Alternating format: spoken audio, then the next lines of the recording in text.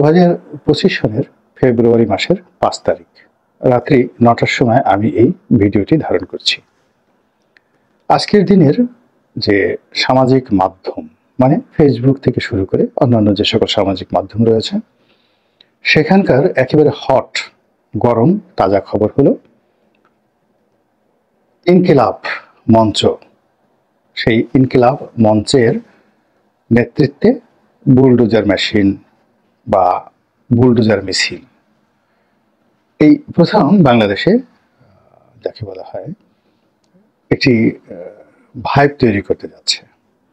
অর্থাৎ বুলডোজার, ভেকু এগুলো নিয়ে মিছিল করা হবে এবং এগুলো দিয়ে একটি বাড়ি প্রকাশ্য দিবালোকে বা রাতের আধারে একেবারে পুরো রাষ্ট্র শক্তিকে চ্যালেঞ্জ জানিয়ে গুড়িয়ে দেয়া হবে।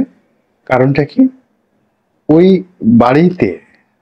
বাড়িতে বঙ্গবন্ধু শেখ মুজিবুর রহমান বসবাস করতেন এবং ওই বাড়িকে কেন্দ্র করে ৭১-এর মুক্তিযুদ্ধের সপক্ষ শক্তি হিসেবে যারা নিজেদেরকে দাবি করেন তারা যে সকল কথাবার্তা বলেন এটি অনেকের ভালো লাগে না, মেজাজ গরম হয়ে যায়। ফলে তারা এই বাড়িটির যে অস্তিত্ব সেই অস্তিত্ব মাটির সঙ্গে মিশিয়ে দিতে চায়। এটি হলো ইমপ্লাইড মানে পরোক্ষ কারণ। প্রত্যক্ষ যে কারণ সেটি হলো বঙ্গবন্ধু শেখ মুজিবুর রহমানের যে কন্যা শেখ হাসিনা, তিনি বাংলাদেশ থেকে তিনি ভারতে চলে গেছেন, পালিয়ে গেছেন। এর কারণটা হলো এখানে দুটো শব্দ উচ্চারণ করতে হচ্ছে। বাংলাদেশের আবহাওয়া খুবই পরিবর্তনশীল। আজ যদি আমি বলি যে পালিয়ে গেছেন, দুদিন পরে যদি ছাত্রলীগ, যুবলীগ, আওয়ামী লীগ ফিরে আসে তখন বলবে যে গোলাম মোল্লা রনিকে বুলডোজারের নিচে ফেলে একটা ডলা দিয়ে দাও। তো ডলা দিয়ে দাও বা রোলার মেশিনের নিচে ফেলে তাকে একেবারে রাজপথে পিষিয়ে দাও। কেননা এই হারামজাদে আমাদেরকে বলেছিল যে শেখ হাসিনা পালিয়ে গেছে। আবার শেখ হাসিনার যারা লোকজন রয়েছে তাদের চাইতেও এখন যারা মব তৈরি করছে, মব জাস্টিস করছে, তাদেরকে নিয়েও যথেষ্ট ভীতি রয়েছে এবং তারা বলতে পারে যে এই লোকটি শেখ হাসিনা পালিয়ে গেছে, আমরাও বলছি, আর তার কত বড় সাহস আমাদের স্বাধীন বাংলায় বসবাস করে সে বলছে শেখ হাসিনা চলে গেছে, বাংলাদেশ থেকে ভারতে চলে গেছে। মনে হয় যেন উনি নিজের ইচ্ছায় গেছে। আমরা যে তাকে একেবারে বাধ্য করেছি, আমাদের ভয় যে তিনি পালিয়ে গেছেন, কোনো মতে দৌড়ে পালিয়েছেন, পানি খাওয়ার মতো সুযোগ তিনি পাননি, দুপুরের খাবার খাওয়ার সুযোগ পাননি, আর এটাকে উনি বলছেন যে তিনি ভারত চলে গেছেন স্বেচ্ছায়। তো কাজেই তাকেও একটা ডলা দেওয়া হোক। তো এই ডলাডলির ভয়ে আমি সাধারণত এখানে দুটো শব্দই উচ্চারণ করি। এখন যে যেভাবে পারেন বা যেভাবে বুঝেন সেভাবে তারা নিজেদের মতো করে বিষয়টি ধারণ করেন। দ্বিতীয় যে বিষয়টি হলো যে এই শেখ হাসিনা তার যে গর্বের বস্তু তার পিতার লিগেসি, ঐতিহ্য বা ট্র্যাডিশন, আর এই ধানমন্ডির যে 32 নম্বর বাড়ি এটাকে তিনি অ্যাজ এ মনুমেন্ট হিসাবে, তার ক্যাপিটাল হিসাবে তিনি গত 15টি বছর ব্যবহার করার চেষ্টা করেছেন। এটিকে তার মালিকানা থেকে তিনি একটা ফাউন্ডেশনের মাধ্যমে, একটা ট্রাস্টের মাধ্যমে এখানে একটি জাদুঘর প্রতিষ্ঠা করেছেন, যেটি এই মুহূর্তে সরকারি সম্পত্তি। তো সেই জাদুঘর প্রতিষ্ঠা করে ওখানে বঙ্গবন্ধুর স্মৃতি থেকে শুরু করে সবকিছু সংরক্ষণ করার চেষ্টা করেছেন। তো কাজী শেখ হাসিনা চলে গেছেন, চলে যাওয়ার পর এখন তাকে কষ্ট দিতে হবে, তাকে অত্যাচার করতে হবে, তাকে জুলুম করতে হবে এবং তিনি যেন জীবিত থেকে জীবনের যে কষ্ট বেদনা যে কি এই জিনিসটি যেন অনুভব করতে পারেন। এই কারণে ওই বাড়ির প্রতি শেখ হাসিনা বিরোধী যারা লোকজন রয়েছেন তাদের ক্ষোভ এবং ক্রোধ রয়েছে।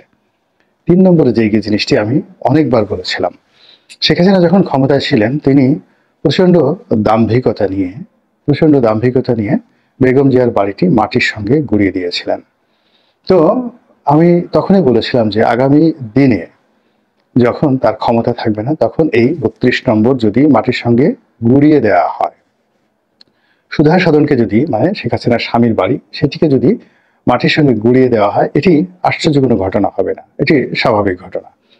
এখন সেরকম একটা পরিস্থিতি তৈরি হয়ে গিয়েছে, যদিও আমি মনে করি যে এই কাজটি করা সঠিক নয়, কিন্তু টিট ফর ট্যাট অতীতে যে ঘটনাগুলো ঘটেছে, এখন ওই যে মনিউল রোডের যে বাড়িতে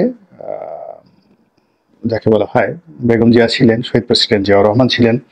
তো ওটাও তো একটা লিখেছি, ওটাকে নিয়েও তো ইতিহাস আছে, ঐতিহ্য আছে, ওটিকে নিয়ে মুক্তিযুদ্ধের স্মৃতি আছে, ওটিকে নিয়ে গণতান্ত্রিক আন্দোলনের ইতিহাস আছে। ওটির প্রতি বাংলাদেশের 30 থেকে 35% যারা বিএনপি করেন তাদের সিম্প্যাথি রয়েছে, এমপ্যাথি রয়েছে, বিশ্বাস রয়েছে, ভালোবাসা রয়েছে। তো সেটি যখন অশ্রু জলে মাটির সঙ্গে মিশে গেছে, এবং বেগম যে সাধারণত কখনো কাঁদেন না, কিন্তু ওই বাড়িটি যখন ভেঙে ফেলা হলো তিনি তখন অঝরে কেঁদেছিলেন। কাজেই বিএনপির সেই যারা লোকজন রয়েছেন তারাও কিন্তু শেখ হাসিনা চাচ্ছেন যে তিনি বেগম জিয়ার মতো কাঁদুন এবং আহাজারি করুন। আবার বেগম জিয়ার বাড়িতে যেভাবে বিল্ডিং তৈরি করে সেখানে বসতি স্থাপন করা হয়েছে, তো এখন সঙ্গতি কারণেই তারা বলতে পারে যে তাহলে সেই বঙ্গবন্ধুর বাড়িতে 32 নম্বরের বাড়িতেও ভবন নির্মাণ করে এই 71-এর যে কাউন্টার এখন বিপ্লব বা নতুন যুদ্ধ, নতুন স্বাধীনতার যারা শহীদ হয়েছেন তাদের পরিবারকে ওখানে পুনর্বাসিত করা হোক। 1 বিঘা জায়গার উপরে যদি 20 তলা বা 30 তলা বিল্ডিং করা হয়, সেখানে অনেকগুলো অ্যাপার্টমেন্ট হবে, তাদেরকে সেগুলো দিয়ে দেওয়া হোক। এগুলো সবই প্রতিহিংসা। এবং আজকের দিনে যে খবর সেটি হলো যে আজকে রাতে ওই বাড়ি বুলডোজার দিয়ে ভেঙে ফেলা হবে, ওই বাড়িতে আক্রমণ করা হবে, অথবা ওই বাড়ির দিকে বুলডোজার নিয়ে লোকজন এগিয়ে যাবে। কেন যাবে? শেখ হাসিনা একটা ভাষণ দেওয়ার কথা তিনি বলেছেন যে তার ফেসবুক পেজ থেকে, তারপরে মানে আওয়ামী লীগের ফেসবুক পেজ থেকে বা ইউটিউব চ্যানেল থেকে তার সেই ভাষণ সরাসরি সম্প্রচার করা হবে। এখন এটি যদি করা হয় তাহলে হুমকি দেওয়া হয়েছে তিনি এই কাজটি করলে তার বাড়ি ভেঙে দেওয়া হবে। কাজে আমি এই মুহূর্তে মানে 9টার সময় এই কাজটি হওয়ার কথা, আর আমি এখন যেহেতু ভিডিও করছি আমি জানি না যে আসলে সেখানে কি হচ্ছে, কি হওয়া উচিত বা সেটার পরিণতি কি হবে। আমি শুধুমাত্র যে বিষয়গুলো বলছি সেটি হলো যে এই যে শেখ হাসিনা ভাষণ দেবেন বা সেই ভাষণকে কেন্দ্র করে আপনি এই বাড়ি ভেঙে ফেলবেন, এটাতে আমি আপত্তি করি। আপনার যদি শক্তি থাকে, ইচ্ছা থাকে, জিদ থাকে, ক্রোধ থাকে, জিঘাংসা থাকে, তাহলে 32 নম্বরের বাড়িটিকে আপনি আলাদা করে ফেলেন, আলাদা করে আপনি আপনার মতো ভাঙেন, আপনি আপনার মতো ধ্বংস করেন। আপনি তো একটা সময় ওখানে আগুন লাগিয়ে দিয়েছেন, তো কি হয়েছে? নাথিং। তারপরে ওখানে 15ই আগস্টের দিন যারাই গিয়েছে তাদেরকে অপমান করা হয়েছে, লাঞ্ছিত করা হয়েছে। কি হয়েছে বাংলাদেশে আসলে ক্ষমতা যাদের হাতে থাকে তাদের বিরুদ্ধে সাধারণত মানুষ দাঁড়ায় না। আবার মানুষের যখন ক্ষমতা চলে যায় তখন তাদের দিকে কেউ ফিরে তাকায় না।